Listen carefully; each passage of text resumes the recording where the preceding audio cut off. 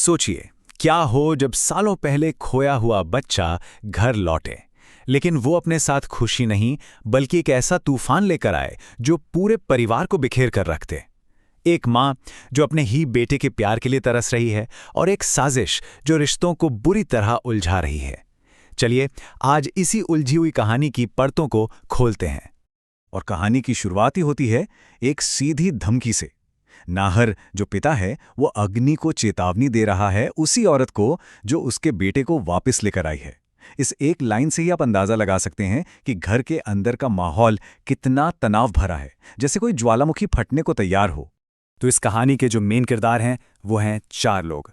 रूहान जो सालों बाद लौटा तो है पर वो अब वैसा नहीं है जैसा उसकी माँ उसे जानती थी। रूही उसकी असली माँ जो उसे किसी भी कीमत पर वापस पाना चाहती है। नाहर उसका पिता जो अतीत की बातों में उलझा हुआ है। और अग्नि वो रहस्यमय औरत जिसने रूहान को किडनैप किया था और अब उसे वापस ले आई है। तो ये कोई रियूनियन नहीं है बल्कि एक नई और शायद पहले से भी ज्यादा खतरनाक जंग की शुरुआत है। अब ये बहुत ही इंटरेस्टिंग पॉइंट है। दिव्य बच्चा मतलब अग्नि ने रूहान को सिर्फ एक खोए हुए बेटे की तरह वापस नहीं लाया। नहीं, उसने उसे एक दिव्य बच्चा बना दिया है। एक ऐसा बच्चा जो मानो भगवान का रूप हो। ये एक बहुत ही सोची समझी चाल है, एक माइंड गेम, ताकि वो रूहान पर और पूरे परिवार पर अपना कंट्रोल बना सके। तो असल में ये लड़ाई है दो औरतों की, दो माँ की।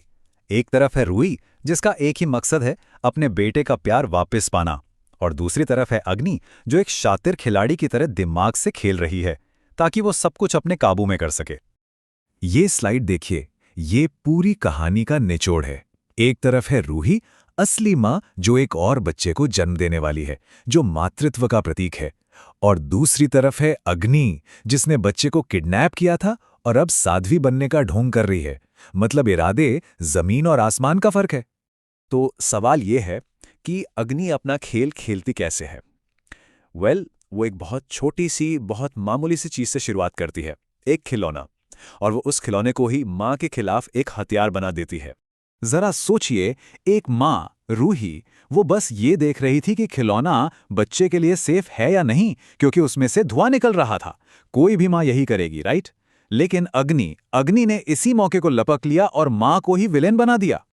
और फिर शुरू होता है शब्दों का खेल। अग्नि जानती है कि बच्चों के मन पर कहानियों का कितना गहरा असर होता है। वो रूहान को एक कहानी सुनाती है, एक अच्छी परी जो वो खुद है और एक बुरी चश्मे वाली परी जो जाहिर है रूही है। मतलब सीधा सीधा बच्चे के दिमाग में उसकी अपनी माँ के लिए जहर भरा जा रहा है। तो देखिए उसकी स्ट्रैटेजी कितनी साफ है। पहले एक प्रॉब्लम क्रिएट करो, खिलौना टूट गया, फिर किसी पर इल्जाम लगा दो, रूही पर। उसके बाद एक कहानी बना दो, अच्छी परी बनाम बुरी परी, और आखिर में बच्चे के मन में ये बात बिठा दो कि उसे अपनी माँ से डरना है। ये एक क्लासिक साइकोलॉजिकल मैनिपुलेशन है। अब ये खिलौने वाली बात छोटी नहीं रहती। ये एक चिंगारी थी जिसने उस आग को भड़का दिया जो सालों से अंदर ही अंदर सुलग रही थी। और अब ज्वालामुखी फटता है और बाहर आता है रूहान के गायब होने का असली कड़वा सच। और इस बार नाहर चुप नहीं रहता। सालों का जो गुस्सा और दर्द उसने दबा रखा था वो फूट पड़ता है। वो सबके सामने चिल्लाकर कहता है कि रूही ने रूहान को खोया नहीं था, इस अग्नि ने हमारे बेटे को चुराया था। ये एक ऐसा सच है जो पूरे घर को हिलाकर रख देता है। लेकिन अग्नि भी कच्ची खिलाड़ी नहीं है। वो तुरंत पलटवार करती है। वो सारा इल्जाम रूही की लापरवाही पर डाल देती है और कहती है कि ये तो होनी थी, उस दिव्य बच्चे ने तो खुद मुझे अपनी माँ चुना है। मतलब अपनी चोरी को वो भगवान की मर्जी बता रही है। सोचिए जरा। और नतीजा ये कि परिवार एक जंग के मैदान की तरह दो हिस्सों में बट गया है। एक तरफ नाहर है जो अपनी पत्नी रूही के साथ खड़ा है, दूसरी तरफ दादी हैं जो अग्नि की बातों में आ गई हैं। और इन सब के बीच में फंसा है बेचारा रूहान, एक बच्चा जिसे समझ ही नहीं आ रहा कि कौन सच बोल रहा है और कौन झूठ। पर इस सब हंगामे और लड़ाई झगड़े के बीच रूही कुछ और ही सोच रही है। वो भी एक योद्धा है पर उसके हथियार अलग हैं। वो इस जंग को गुस्से से नहीं बल्कि प्यार से जीतने का प्लान बना रही है। वो उन सारे कीमती पलों को याद करती है जो वो अपने बेटे के साथ जी नहीं पाई। वो पल जो उससे चोरी हो गए, जो उस अपहरण ने उससे छीन लिए थे हमेशा के लिए। सोचिए, अपने बच्चे का पहला शब्द सुनना, उसे पहली बार चलते हुए देखना, उसका पहला जन्मदिन मनाना।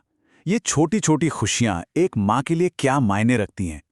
ये सब रूही से छीन लिया गया था और अब वो बस एक मौका चाहती है उन यादों को फिर से बनाने का। और यहीं पर कहानी का सबसे बड़ा राज खुलता है। रूही की इस बेचैनी के पीछे एक बहुत बड़ी वजह है, और वो वजह है आज रूहान का जन्मदिन है। वो दिन जो इतने सालों से वो बस अकेले ही मनाती आ रही थी, आंसुओं के साथ। और यहीं पर हमें रूही का असली जज्बा दिखाई देता है। वो हार नहीं मान रही। उसे लगता है कि ये किस्मत का एक इशारा है, एक मौका है उन सारे खोए हुए पलों को दोबारा जीने का। और वो आज उसके जन्मदिन पर उस अतीत को फिर से जीना चाहती है। तो ये कहानी हमें एक बहुत बड़े सवाल के साथ छोड़ जाती है। जब एक परिवार बिखर रहा हो तो जीत किसकी होती है, सच की या फिर एक बहुत चालाकी से गढ़े गए झूठ की? आप क्या सोचते हैं?